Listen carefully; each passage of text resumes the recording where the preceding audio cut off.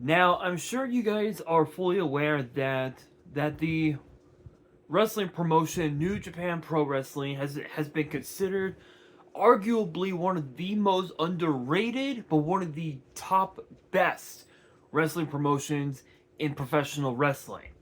Founded by WWE Hall of Famer Antonio Inoki on January 13th, 1972, New Japan Pro Wrestling has been known for producing some of the best talent that the world has ever seen. Obviously, obviously, as of right now, you guys are fully aware that the that the current chairman of New Japan Pro Wrestling is none other than Naoki Sugabayashi, and of course the president of New Japan Pro Wrestling is none other than Hiroshi Tanahashi, who is, I believe, the current, if I am correct on this, he is the current. Is he a current champion now? I believe as of right now he is not holding any titles whatsoever at the moment, but he has held the IWGP World Title 8 times, which is one of the most reigns in the title's history. Over now over now over the years, New Japan Pro Wrestling has been affiliated with some of the best promotions in professional wrestling, including the NWA, obviously being known as the National Wrestling Alliance, and has also worked with various other MMA and pro wrestling promotions, including WWE, WCW, the AWA, WCCW, TNA, WAR War, which I believe is known as the Wrestle Association R, or originally I think Wrestle and Romance, which is very funny. Jersey All Pro Wrestling, UWFI, which is known as the Union of Wrestling Forces International. Ring of Honor Pride Fighting Championship, which PFC, which is a MMA promotion, and of course more recently AEW. When it comes to the WWE, they have allowed so many people from New Japan Pro Wrestling compete on WWE soil, including if I am able to look up the roster.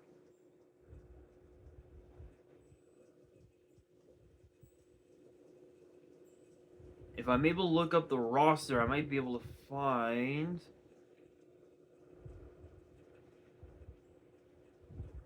who is there. Doesn't seem like I can find anything.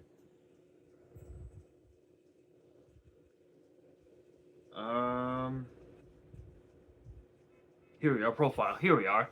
Okay, so obviously over the years, again, New Japan Pro Wrestling has produced some of the best, has produced some of the biggest stars in the entire wrestling world, including the strong openweight champion known as Tomohiro Ishii, as well as the IWGP Junior Heavyweight Tag Team Champions, Sho and Doki, as well as the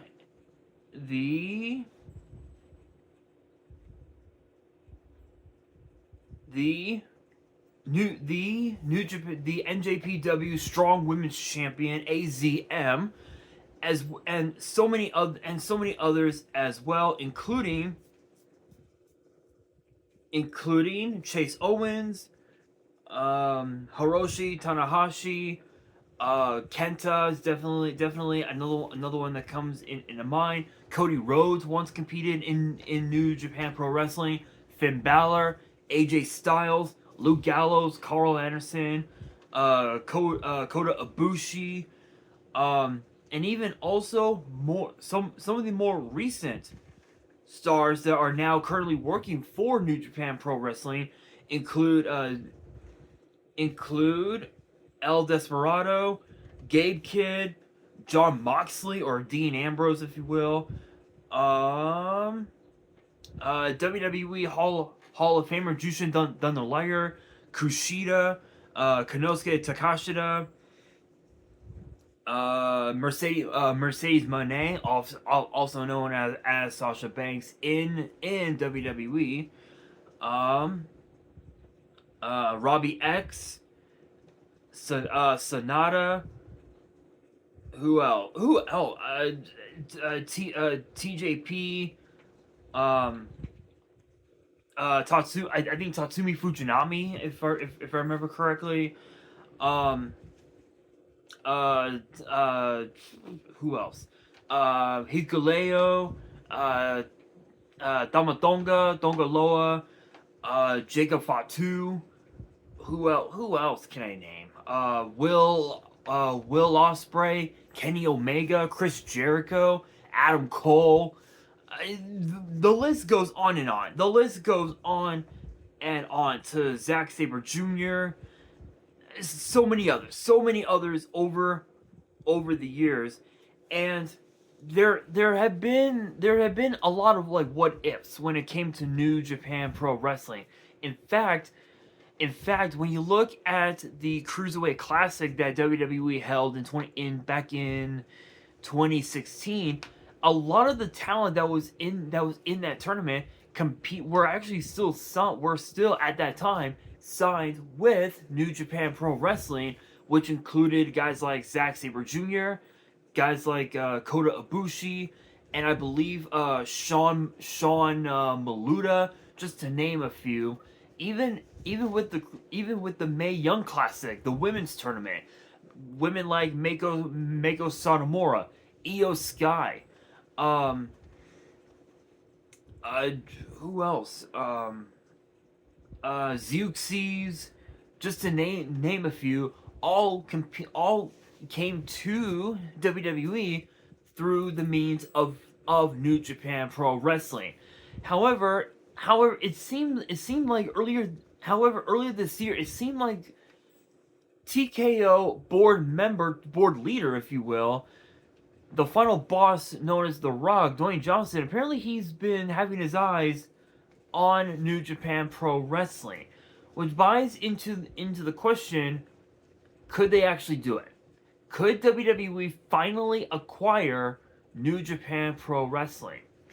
Well, let's think about this. Let's think about the pros and cons of WWE potentially acquiring New Japan Pro Wrestling. Think about this. Think about the champions that are currently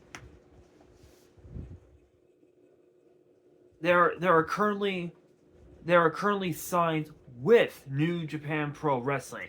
You've got Hiroki Goto, the current IWGP World Champion. You've got El Desperado, the current IWGP Junior Heavyweight Champion. You've got Bolton Oleg, the current never openweight champion, which was once held by none other than Carl Anderson, if you can believe it. You've got Gabe Kidd, the current IWGP Global Heavyweight Champion, and then of course you got Tomohiro Ishii, the current Strong Openweight Champion. You got the junior heavyweight tag team champions Sho and Doki. You've got the television champion El Phantasmo. You've got Sarai from NXT, the current IWGP Women's Champion. You've got AZM, the current Strong Women's Champion. You've got Great Okan, the KOPW champion. You've got the current World Tag Team Champions, Tomohiro Ishii and Taichi. The Strong Openweight Tag Team Champions, TJP and Templario. And then, of course, you've got the Never Openweight 6-man Tag Team Champions, Ren Narita, Yujiro Takahashi, and Sho. And then again, as I stated, you've got so many others that are on the roster, including Drilla Maloney, or who was actually, if you can believe it, was once a part of NXT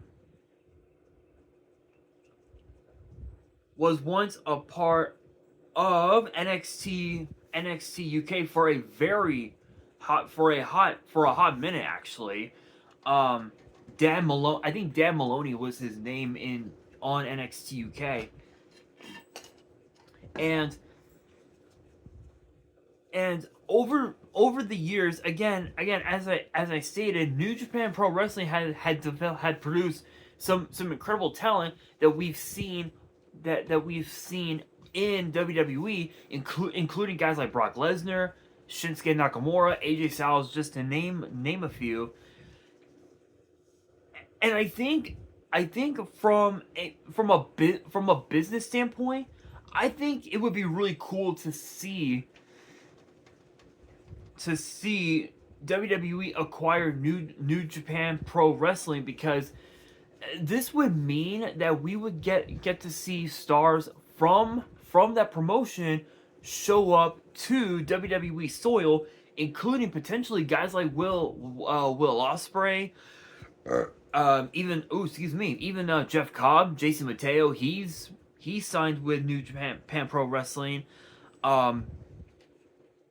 a long time ago, before signing with WWE. And the last time we saw him on TV, he was a part of the promotion known as AEW, which, again, I don't watch.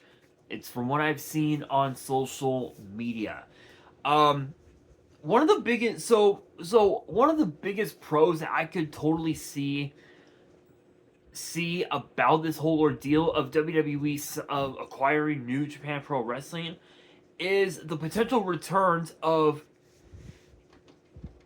guys like Dan Maloney, Jushin Thunder Liger, Kushida, Jon Moxley, or Dean Ambrose. Sasha Banks could potentially return to WWE. We could also see the Bullet Club finally debut in WWE, which would be pretty cool. The only issue that I have is the question being this: guys like Cody Rhodes, AJ Styles, Finn Balor, Tamatonga, Tonga Loa, Hikuleo, and Jeff Cobb. The question being, with those guys, could they rejoin the Bullet Club at some point? Is it possible for them? Is it possible for the Bullet Club to show up and for these guys to rejoin the Bullet Club? The answer is yes. It is very possible, but it is not likely. So one of the biggest pros, I believe, are some of the potential dream matches that we could see. Think about this: we could potentially see AJ Styles go one-on-one with, I'll say, literally, think about this, right? AJ Styles one-on-one with Taka Michinoku, who was once a part of WWE in the late 90s and the early 2000s, part of the tag team known as Kai and Tai, alongside Sho Funaki, former WWE light heavyweight champion, former tag team champion in WWE. So again, AJ Styles versus Taka, that could be a pretty cool matchup. We could also see Tiger Mask against WWE Hall of Famer Rey Mysterio. We could see who else? We could see Konosuke Takashita versus Damian Priest. We could see Zack Sabre Jr. versus Finn Balor. And we could also see AZM versus Charlotte Flair, Mercedes Moné versus Bailey, which would be pretty cool, or Moné versus Lyra Valkyria, or perhaps Julia. There's a lot of talent that that could definitely make their way to WWE.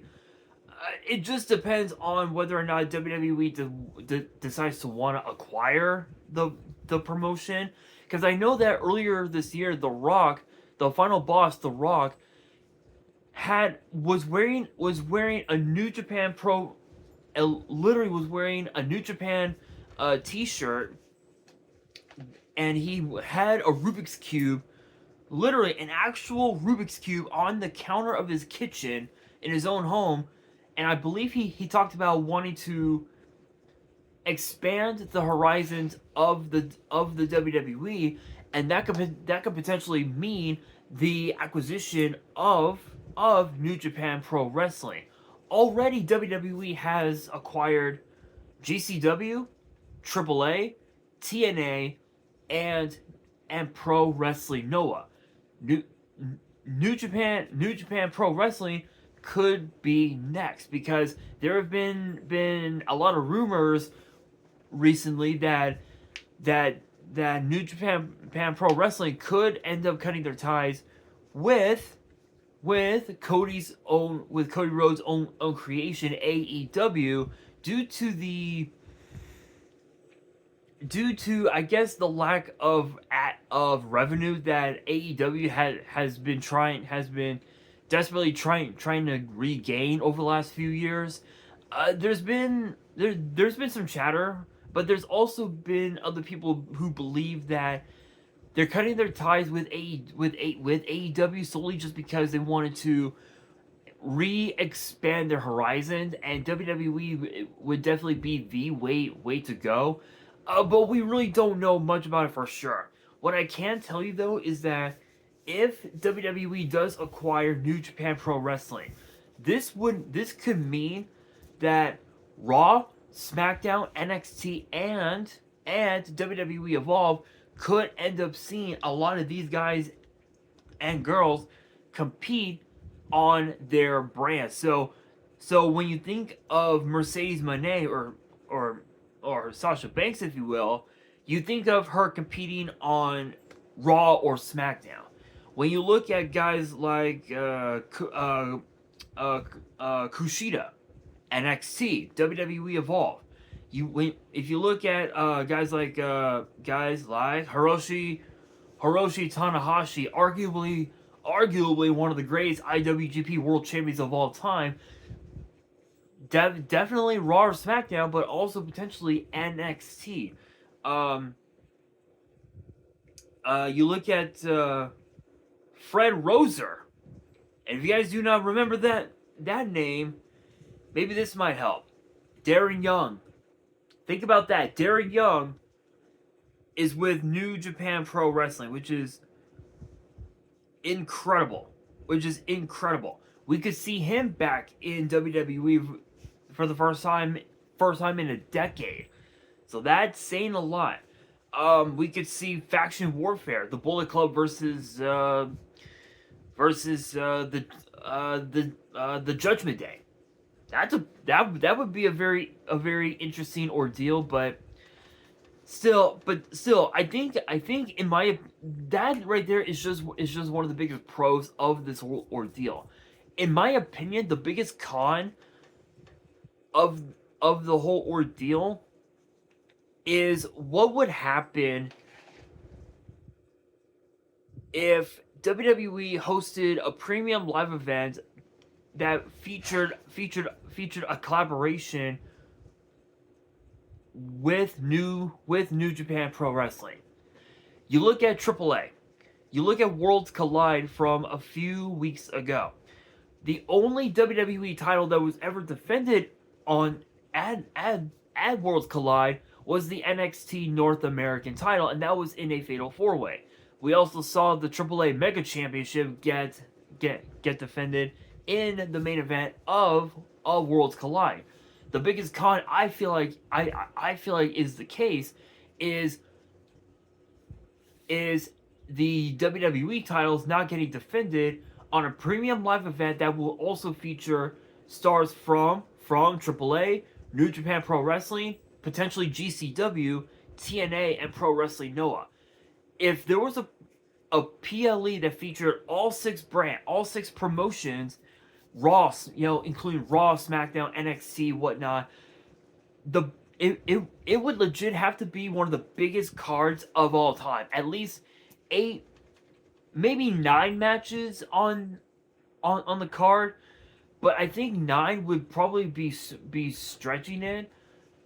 So I would probably say 7 or 8 matches at best, with at least 2 championships from WWE getting defended, which is very possible. Another con that I feel like is going to be the case is the fan base. What are the fans going to say on social media if WWE does indeed acquire New Japan Pro Wrestling? How would they react to it? Would to the fans, would this acquisition be a good idea, or do they believe that it's a bad idea in terms of the talent that is currently on both sides, in both New Japan and WWE?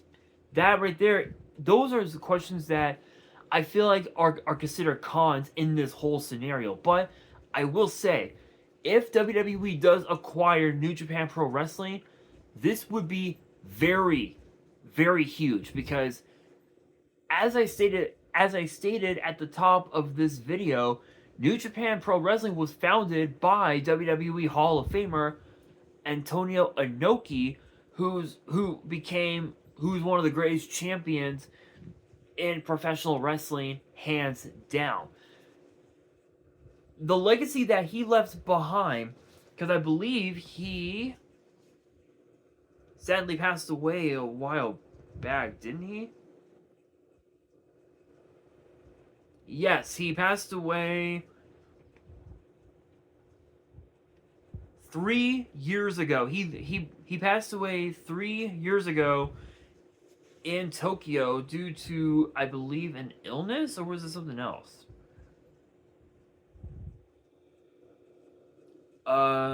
Let's see here. STA, systemic transthyretin amyloidosis, which is basically is a heart disease, if you will. Which is basically a heart disease. Usually in what you call it, that can be seen in older individuals, if you will. So shout outs to the Hall of Famer, God rest his soul. I think the legacy that Antonio Inoki left behind with New Japan, the biggest con I feel like in the eyes of the fans is WWE potentially tainting Antonio Inoki's legacy that he left behind in New Japan Pro Wrestling with the promotion. What would happen if WWE chose to take half of their championship, half of New Japan's championships, and just retired them? That right there would be disrespecting Inoki's legacy. So I feel like that could be one con. I don't know if there are any others. Obviously, you guys can let me know in the comments below. But this would be very huge if WWE does indeed acquire New Japan Pro Wrestling, because then they could also potentially bring back the Cruiserweight Classic, which was a tournament that fans have been wanting WWE to bring back for a long time. They've been wanting WWE to bring that back for a while. They've wanted WWE to bring back the Mae Young Classic for a minute now. It's possible that we could see the Cruiserweight Classic return, but we could also see potentially their tournament, the G1 Climax, take place on WWE soil, which is possible, but only time will tell. And on that note, that will do it for today's video. Hopefully you guys enjoyed. If you did, make sure you guys smash that thumbs up button. If you guys are new to the channel and you guys want more WWE topic videos in the future, then be sure to subscribe to the channel, turn on the notification bell, smash that thumbs up button on this video, and as always, be sure to follow me on all of my social media. All of my ads will be in the description below, as will the info to my fan mail. It will also be in the description as well. And on that, this is your boy Nash, signing out.